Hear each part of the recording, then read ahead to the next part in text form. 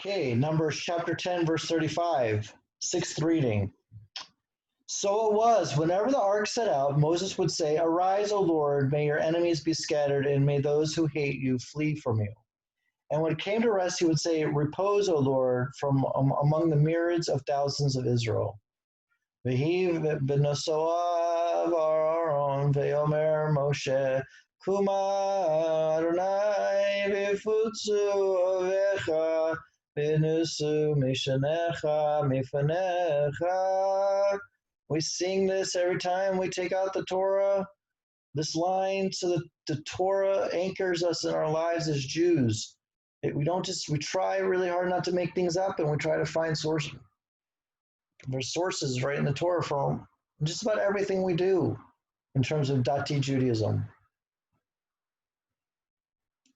And Numbers chapter 11, and the people were looking to complain. Here we go. Here come the complaints. And the people were looking to complain. So they wanted to find something wrong. I mean, what were they upset about? Like, what were they complaining about? But here we go. We're going to find out. We just got the Torah. We just got it. And now we're going to complain? The people, because it's hard to get rules. It's so hard to be organized and to have a system and to be told what to do. The people were looking to complain. So we're looking to complain. We're like looking for problems. When you're looking for problems, you're certainly going to find them. And it was evil in the ears of the Lord. And the Lord heard, and his anger flared, and a fire from the Lord burned among them, consuming the extremes of the camp. That doesn't sound so good. The people cried out. Moses prayed to the Lord, and the fire died down. And he named that place Taberah, for the fire of the Lord had burned among them there. Who named it? Hashem or Moses? Who named it? He named that place. Moses named it? I have a hard time believing that Moses does anything. I mean, he does a few things without God's permission, but generally he asks God, and then God tells him what to do. But here he says he named it. I think it means Moses. Okay, that's putting that aside. Verse 4. But the multitudes among them began to have strong cravings. And then the children of Israel once again began to cry, and they said, Who will feed us meat? We remember the fish that we ate in Egypt, free of charge. The cucumbers, the watermelons, the leeks, the onions, and the garlic. It wasn't free. There's no chinam in this world. We were slaves. They were whipping us. Who's complaining about this? First of all, they're in the middle of it. I mean, how far are they even from Egypt? So this is even ridiculous. I mean, okay, so you know what? You always want to remember the past, like make it great again. Like we always have this nostalgia for the past and how wonderful it was, but really the past was most likely pretty horrible. And most times, most of the cases when the things that we're remembering about the past just aren't true.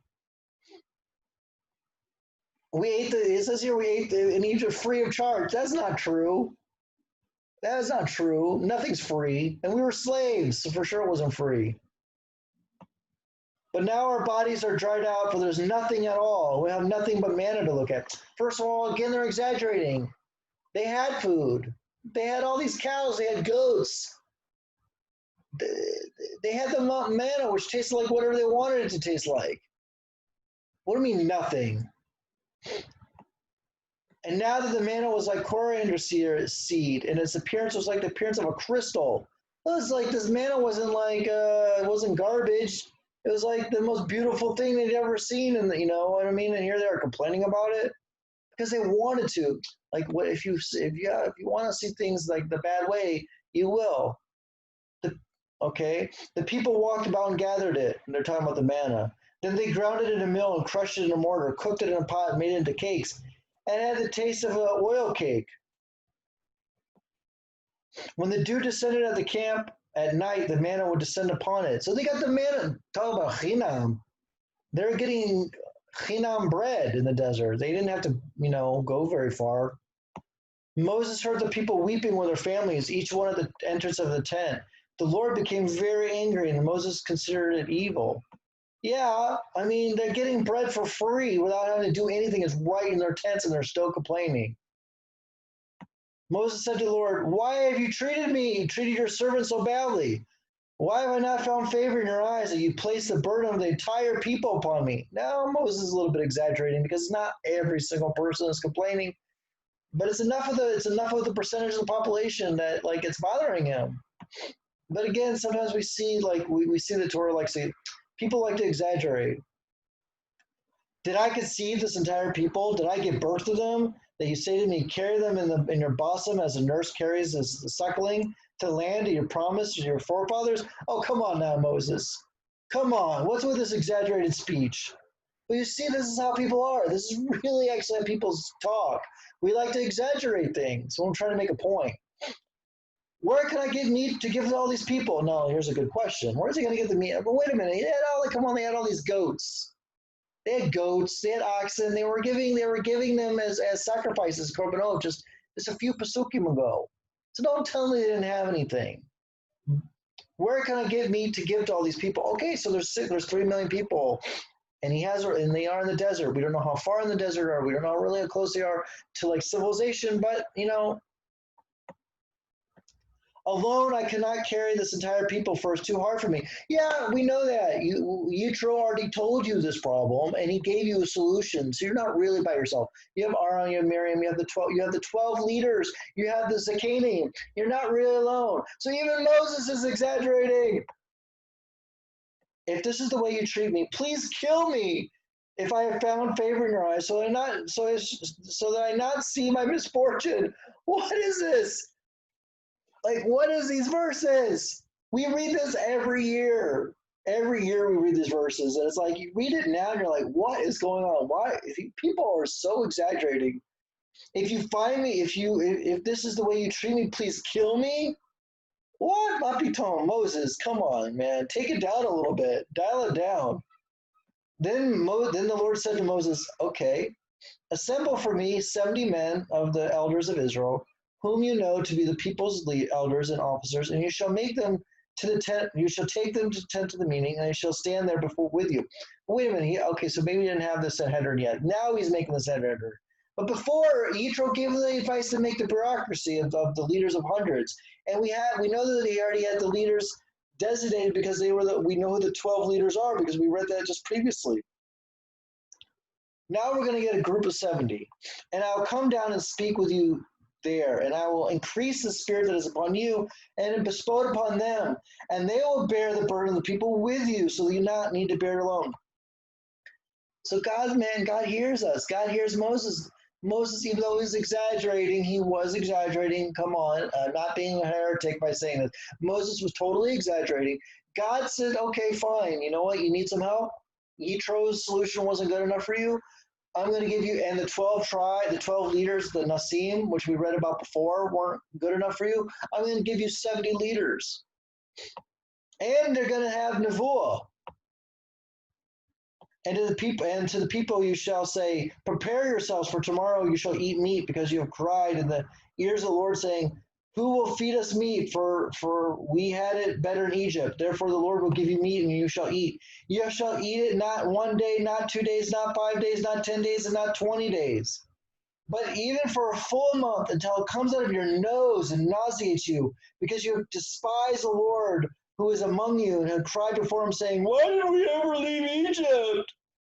So God's is going to give you much more capitalism than you ever could. You're going to be an excess. You're going to have excess capitalism that was disgusting, and you're coming out of you're just disgusted with yourself because you're so full and overeating and gross. You're at this all-you-can-eat buffet in Las Vegas. Moses said, 600,000 people on foot are the people in whose midst I am. And you say, I'll give them meat and they will eat it for a full month? Wait a minute. Moses, what kind of chutzpah is this? Where is this chutzpah coming from? Moses is doubting God. God took them out of Egypt. God split the Sea of Reeds. Moses is chutzpah, man. If the sheep and cattle were slaughtered for them, would it suffice for them? See, I told you. If all the fish of the sea were gathered for them, would it suffice for them? Moses, what are you doing, man? You're so exaggerating. Then the Lord said to Moses, is my power limited? Now you'll see my word comes true for you or not. If my Lord will come true for you or not. Moses went out and told the people that the Lord had said, and he assembled 70 people, 70 men of the elders of the people, and stood them around the tent. The Lord descended in a cloud and spoke to him, and he increased some of the spirit that was on him, Moses, and bestowed it on the 70 elders. And when the spirit rested upon them, they prophesied, but they did not continue. So this is limited time prophecy, but they did get prophecy. Now 2 men remained in the camp. The name of one was Eldad, and the second one was Medad. And the spirit rested upon them, and they were among those written, but they did not go out of the tent, but prophesied in the camp. The lad ran and told Moses, saying, Eldad and Medad are prophesying in the camp. Moses, Yeshua, the son of Nun, Moses' servant from his youth, answered and the lad ran and told Moses, saying, Eldad and Medad are prophesying in the camp. Yeshua, the son of Nun, Moses' servant from his youth, answered and said, Moses, my master imprisoned them. Are these 2 different people? Or is this Yeshua? Because Yeshua's there, they're calling him a nar, a teenager. But Yeshua led them in battle versus Amalek. So I don't believe he's a teenager, because first of all, he had to be in the army, so he had to be at least 20 years old. So he's not a teenager. There might actually be 2 different people here, but the verses make it seem like this is Yeshua ben Nun, 27, 28. Okay, so Moses gives them an answer, a classic answer. Moses said to them, are you zealous for my sake? What are you, so dati? You're so religious? Are you zealous for my sake? If only all the Lord's people were prophets, that the Lord would bestow his spirit upon them. Hello? Moses doesn't want all the prophecy. He doesn't want all this. He can't do it by himself. Why are you being so zealous for me? Moses said, what do you want?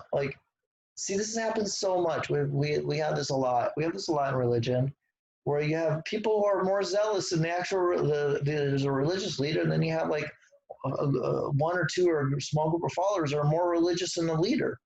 And they're trying to make their go around running around telling the leader different things, like little nutnicks.